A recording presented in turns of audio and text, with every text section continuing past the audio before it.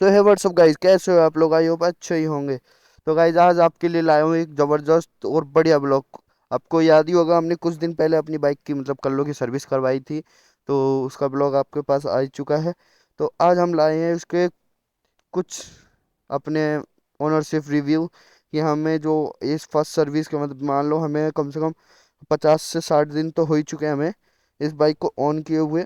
तो इसमें जो हमें मतलब जो फीचर्स अवेलेबल करें, मतलब जो हमें अच्छाई बुराई जो भी है, हम आपको आपके साथ शेयर करेंगे कि हमारे पास इसमें क्या कमी आई है, क्या नहीं, क्या चीज़ हमें चाहिए होगा।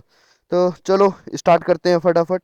तो गाइस ये बाइक हमें ले हुए हो चुका है पूरे के पूरे 50 दिन आज। ठीक है। तो 50 दिन में गाइस हमें इसमें तीन चार चीज़ें जो हैं वो बहुत बढ़िया लगी। तो तीन चार चीज़ें बहुत डिसअपॉइंटेड लगी है। ठीक है।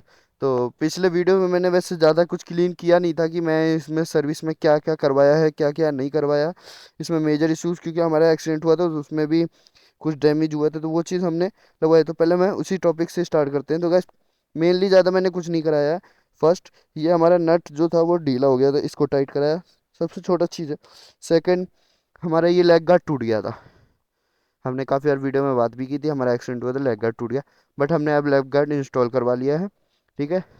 टोटल बॉडी क्लीन करवाया है थोड़ा बहुत अंदर से। ब्रेक पैड में थोड़ी दिक्कत आ गई थी तो वो थोड़ा साफ साफ करवाया, चेंज करने की जरूरत नहीं मिली। ठीक है। तो यही चीज़ हमने अपनी बाइक में करवाया था। अब हमारा जो नेक्स्ट सर्विस होगा वो 5,000 किलोमीटर के आसपास होगा। तो गाइस इसमें जो मैं रिव्यू करूँ, पहले तो मैं आपको नेगेटिव पॉइंट्स बताता हूँ। सबसे पहले गाइस इसका माइलेज सबसे मेन सबसे मेन मुझे माइलेज लगा, क्योंकि अभी तक मैं इसको जितना भी ड्राइव कर चुका हूँ 28 से ऊपर माइलेज दिया ही नहीं है इसने। 28 से ऊपर माइलेज इसका मुझे अभी तक मिला नहीं है, 28 से ऊपर इसका माइलेज मिला नहीं है। और अभी भी अगर मैं इसका क्लेम करता हूँ माइलेज 27 होगा, क्योंकि अभी मैं हाईवे से आ रहा हूँ तो इसके चक्कर में ये 27 का दिखा रहा है, वरना ये 25 26 इसी पर अटकता रहता है। सेकंड गाइस इसके हैं टायर। टायर अभी मेरे को 85 दिन हुए हैं, 1,000 किलोमीटर ही चला है। तो लेकिन टायर की हालत ऐसे देख के लग रहा है जैसे कि टायर ख़त्म, इनमें कुछ बचा ही नहीं है। टायर की ग्रिप वगैरह सब नॉर्मल ही हो गई, जैसे मान लो ख़त्म हो गया। ठीक है गाइस। और थर्ड इसमें है हीटिंग इशू के बारे में मैंने बात की थी सर्विस सेंटर में, कि इसमें हीटिंग इशू भी होते हैं जब हाई आरपीएम में होता हूँ।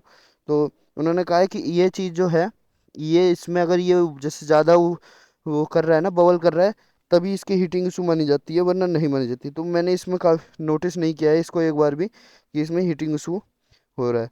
ठीक है। और गाइस मैंने हेडलैम्प के बारे में भी बात करा था, उन्होंने कहा था इसको अपग्रेड नहीं कर सकते आप, आउटसाइड बाज़ार से परचेज करके इसमें एक्स्ट्रा लाइट लगानी ही पड़ेगी, इसको अपग्रेड नहीं कर सकते। ठीक है। तो ये चीज़ जो मेन है कि ये लाइट को अपग्रेड करना चाहिए, क्योंकि गाइस पहले हमारे फ्रेंड्स कहते थे कि हमारी वो बाइक में लाइट्स का इशू बहुत है बहुत। बट अब मुझे भी, क्योंकि मैं नाइट ड्राइव करता हूँ, तो मेरे को भी लगता है कि भाई बहुत कम ही इसका फोकस है, बहुत कम। जिससे मुझे ऐसा लगता है कि बस 1 से 500 के आस थोड़ी दूर पे, जैसे मान लो वो खंबा है, उतनी दूर तक ही इसका हेडलैम्प होता है, वरना बाकी बाइकों का है काफ़ी दूर दूर तक फोकस भी चला जाता है। इतनी दूर पे अगर मैं स्पीड में हूँ तो उतनी दूर मेरे लिए कुछ खास बात नहीं है अगर ब्रेकिंग करता हूँ, बट इतनी दूर में अगर कोई गड्ढा होता है तो मैं उसमें घुस जाऊँगा। 100% है, उसी में घुस जाऊँगा। क्लियर है। ठीक है। और थर्ड हो गया इसका। थर्ड क्या बताऊँ, इसका तो बहुत कमी लग रही है मुझे तो इसमें, लगता है गलती ले ली मैंने। वाइब वाइब्रेशन का तो गाइस क्या कहें कि वाइब्रेशन तो इसमें है ही है। वाइब्रेशन का तो हम कुछ भी नहीं कर सकते इसमें, कुछ भी नहीं कर सकते वाइब्रेशन का। अनिल भाई की बाइक है, उसमें वाइब्रेशन का कंट्रोल हुआ है, फर्स्ट सर्विस के बाद कंट्रोल हो गया था कि हाँ थोड़ा बहुत कम हुआ था। बट इसमें मुझे अभी चलाया है 2 3 दिन, तो इसमें ऐसा लग रहा है वाइब्रेशन बढ़ गए हैं पहले से ज़्यादा। ठीक है गाइस, इसमें यही तीन चार चीज़ें कमी है। सबसे कमी है गाइस, अगर 250 सेगमेंट के हिसाब से देखूँ तो माइलेज इसका 30 35 के बीच में होना चाहिए। बट ये 30 35 से 30 पे ही नहीं जा रही है गाइस, 30 पे ही नहीं जा रही, 30 से कम ही है। 29 भी नहीं जा रही, 28 लास्ट है, 28 से ऊपर बढ़ ही नहीं रहा। ठीक है गाइस। अगर जैसे लंबे टूर पे जाओ तो ही ये 29 30 देगी मेरे ख्याल से, वरना नहीं देगी। सेकंड गाइस इसका इंजन इंजन तो कुछ कहने का नहीं, इंजन A1 है एकदम।